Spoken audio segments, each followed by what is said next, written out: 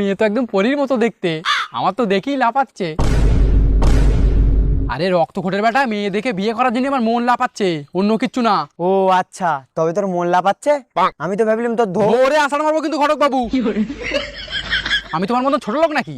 তা মেয়ে দেখলে আমার অন্য কিছু লাফাবে? অন্য কিছু তো লাফায় তোমার বোধ দেখে। আচ্ছা বেয়া সাহেব, মেয়ে তো আমাদের পছন্দ হয়েছে, এবার একটু নাস্তা বাড়ির ব্যবস্থা হোক। হ্যাঁ হ্যাঁ অবশ্যই।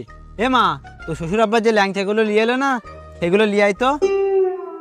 বেয়া সাহেব, তোমার একটু ভুল হচ্ছে, আমরা তো ল্যাংসা আনিনি। ও আনুনি? তবে না।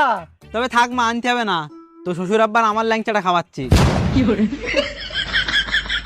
আব্বা, তুমি বিয়ায় বলে তোমার অপমান করতেছে, কিন্তু আমি জামাই, একবার বলবো নাস্তা হাজির হয়ে যাবে। শ্বশুর ফাদার, নাস্তা না হয় এই গরমে একটু ঠান্ডা খাওয়াও। জামাই বাবাজি, ঠান্ডা নাকি আমার ডান্ডা খাবে?